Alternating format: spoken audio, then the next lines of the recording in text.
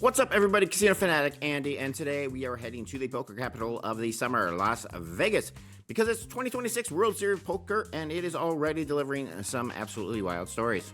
We've got a historic bracelet win, a $550 buy-in turning into a life-changing money, crypto officially stepping into WSOP, and a brand new main event stage that looks like poker's version of the Super Bowl. And some of the biggest names in the game stacking up some bracelets like they buffet plates at the Bellagio. Let's get into the 5 biggest stories so far at the 2026 World Series of Poker. We have to start with Kristen Foxen. Foxen won the $25,000 no-limit hold'em high roller for $1.773 million. That victory, she captured her 6th WSOP bracelet. This was not some soft little side event either. This was a $25,000 high roller, one of the toughest fields you're going to find anywhere in poker. And here's why this is such a big deal. WSOP described this as the largest score of her poker career and also the 5th largest tournament cash by a woman in poker history. She already had an incredible resume, but this win takes it to another level. Now let's talk about the kind of story that makes everybody say, wait, maybe I should play in the WSOP? The opening event, the 550 Mini Mystery Millions, had a massive field of 20,488 players. Philip Chun won the tournament and took home $400K and his first bracelet. Poker News reported that he defeated Jalil Hussein, heads up denying Hussein the chance to become Palestine's first WSOP bracelet winner. That alone is a great story. But the even wilder part, Andrew Shelton, a recreational player from Stanford, pulled the $1 million top mystery bounty. He didn't win the tournament. He finished 102nd, but because of the mystery bounty format, he still walked away with the biggest single payout connected to the event. The $1 million envelope plus another $3,350 for his finish. That is the magic of mystery bounty poker. For anyone who doesn't follow this format closely, once the tournament gets into bounty stage, players who eliminate someone get to draw a mystery envelope. Some are smaller prizes, some are huge, and in this case, Shelton opened the one everybody dreams about. A $550 buy-in, one envelope, $1 million. That's the poker version of a slot machine bonus where the screen starts flashing, the music hits, and suddenly you're yelling for your wife to come over because something is actually happening.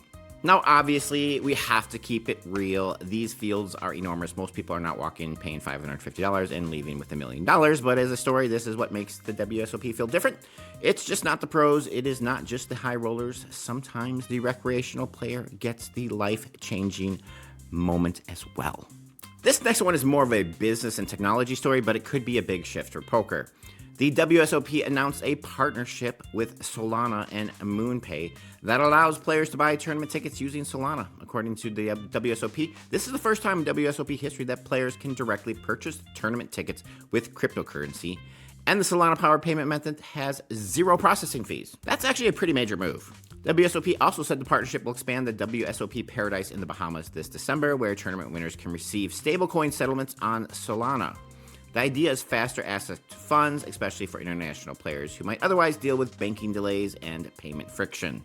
Now, I know crypto can be a polarizing topic. Some people hear crypto and think innovation. Some people hear crypto and immediately check if their wallet still exists. But regardless of where you stand, this is a big signal. Poker has always had a connection with online payments, bankroll movement, international players, and people who want fast access to money. So it makes sense that the WSOP would test something like this. The key question is, will players actually use it? If the answer is yes, this would become normal very quickly. If the answer is no, it just might be one of those things people talk about for a year and then move on. But either way, it's one of the biggest off-the-felt stories from the 2026 WSOP. And honestly, if you're playing a $250K high roller, maybe worrying about a processing fee is not your biggest problem. But hey, every dollar counts. That's what I tell myself when I cash out a $7 slot ticket like I just beat the casino. This one is huge for fans, content creators, and anyone who loves the spectacle of poker. The WSOP unveiled a brand new main event final table arena at Paris and Horseshoe Las Vegas. The setup has already been nicknamed the new WSOP Mothership, and it's designed to make the main event feel bigger, more dramatic, and more TV ready. And this connects directly to another major 2026 story. The main event is back with live ESPN coverage. The main event begins July 2nd, coverage runs through July 13th, and then the final table returns August 3rd through the 5th. That August return is interesting. It gives the final table time to build hype, gives ESPN a cleaner primetime product, and gives poker fans a true champion-style finish. This is the WSOP trying to make poker feel like a major sporting event again, and that matters. Because one of the reasons poker exploded years ago was it felt like it was accessible and dramatic on TV. You saw the whole cards, you saw the personalities, you saw the bluffs, you saw somebody go from an unknown to a world champion. A better stage and better production doesn't just help the players, it helps the audience, it helps the casual fan, it helps people who might not know how pot odds from pot roast. But they understand pressure, money, and sometimes staring across the table like they're trying to read your grocery list through your sunglasses. This is one of those changes that could make the 2026 main event feel really special. The fifth story is really a collection of early WSOP dominance from some major names. Through the first few weeks, we've already seen several established poker stars add to their bracelet totals. Neil Kiar became the first double bracelet winner of the 2026 WSOP, winning the 10,000 7-card stud championship after already taking down the 10,000 no limit 2-7 lowball draw championship early in the series. That gave him his second bracelet of the summer and third overall. Nick Schulman, who was inducted into the Poker Hall of Fame in 2025, won the $1,500 horse event for his 8th WSOP bracelet. That is one of those wins that just feels right. Hall of Famer, mixed game master, another bracelet. The resume keeps getting heavier. Yuri Zivlovsky won the $100,000 high roller no limit hold'em for $2.8 million, capturing his 6th bracelet and his biggest score to date. Santosh Tavarna won the $50,000 high roller no limit hold'em for $1.9 million, giving him his 3rd WSOP bracelet, all from high roller events. And Nathan Gamble won the 10,000 pot limit Omaha 8 high low 8 or better championship, becoming the most decorated PLO 8 player in WSOP history with 3 bracelets, all in that format.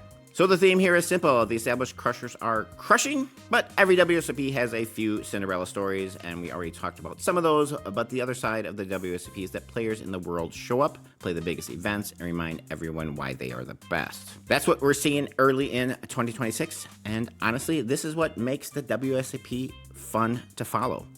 1 minute, a recreational player is pulling a $1 million envelope. The next minute, a Hall of Famer winning another bracelet, and then a high roller pro is taking down another 100K event for almost $3 million.